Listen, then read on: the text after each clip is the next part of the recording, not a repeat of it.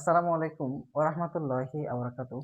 তোমরা যারা এই মুহূর্তে নবম দশম শ্রেণীতে অধ্যয়ন করছো, তোমাদের নবম দশম শ্রেণীর পদার্থবিজ্ঞান বইয়ের ২য় যে অধ্যায়টি আছে, গতি যে অধ্যায়টি আছে, সেই অধ্যায়টি থেকে আমরা একটি অঙ্ক সমাধান করব।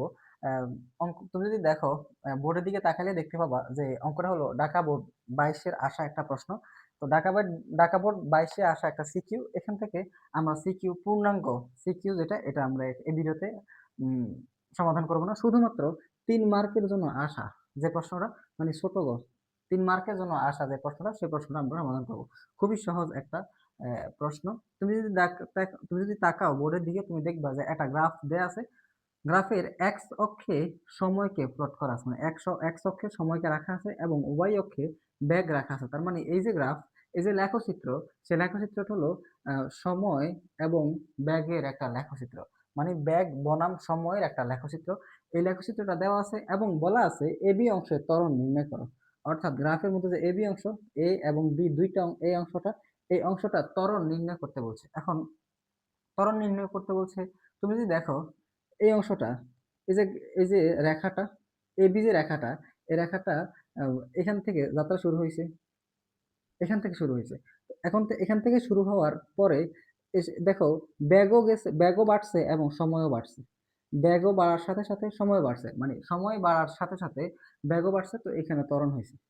এবং এখানে কিন্তু কোনো সময় বাড়ে নাই। যার কারণে এটা সমবেগ। এখানে বেগ হ্রাস পাইছে।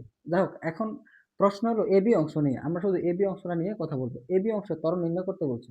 তো এখন ত্বরণ নির্ণয় করে কিভাবে? আমরা জানি এই ত্বরণ সমান শেষ বেগ বিয়োগ আদি বেগ ডিভাইডেড বাই টি। এটা হচ্ছে ত্বরণ নির্ণয় করার সূত্র।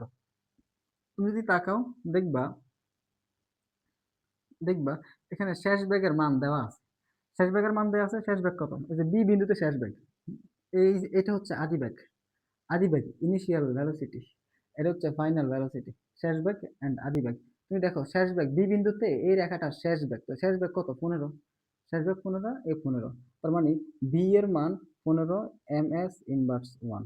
এরপরে তুমি যদি আদি বেগের মানটার দিকে লক্ষ্য করো, আদি বেগ কত? আদি বেগ মানে কি? যে বেগ দিয়ে শুরু হয় যাত্রা, তাই না? সেটাই তো আদি বেগ। এখন আদি বেগ এ ফার্স্ট থেকে শুরু, তার মানে ইউ এর মান 5 5 ms ইনভার্স 1। এরপরে টি মানে হচ্ছে টাইম, টাইম মানে সময়। অর্থাৎ এ থেকে বি তে যাইতে কতটুকু সময় লাগছে সেটা। এ থেকে বি তে যাইতে সময় লাগছে হলো 0 থেকে 10। তার মানে 10 বিয়োগ 0 সেকেন্ড, 10 সেকেন্ড। বুঝতে পেরেছো? এই হলো ডাটাগুলো আমি কালেক্ট করলাম। এবার এই ডাটাগুলো এখানে ইনপুট দিলে, ক্যালকুলেশন করলে যে মানটা বের হবে সেটাই হবে অ্যান্সার।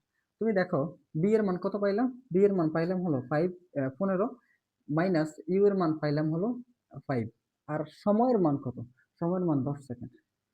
সময়ের মান 10 সেকেন্ড। তো যদি ক্যালকুলেশন করি 15 থেকে 5 গেলে থাকে 10। নিচে আরো হলো 10। এরপরে কাটাকাটি করলে কি হবে? 1 হয়। 1 ms inverse 2 and this is answer। খুবই সহজ, খুবই সহজ। ঢাকা বোর্ডের প্রশ্ন।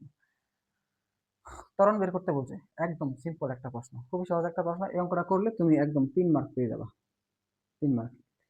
সুন্দর করে অঙ্কটা করতে পারলে তুমি 3 মার্ক পেয়ে যাবে এন্ড দিস ইজ সিম্পল। খুবই সহজ একটা প্রশ্ন। পরবর্তী ভিডিওতে আমরা এই প্রশ্নের বর্গ অংশটা সমাধান করব। বুঝতে পেরেছো? পরবর্তী অন্য একটা ভিডিওতে আমরা ঢাকা বোর্ড 22 এর যে সিকিউ আসছে, সেই সিকিউটার বর্গ নম্বরটা সমাধান করব। তো সে পর্যন্ত অপেক্ষায় থেকো, ভালো থেকো, সুস্থ থেকো। আল্লাহ হাফেজ।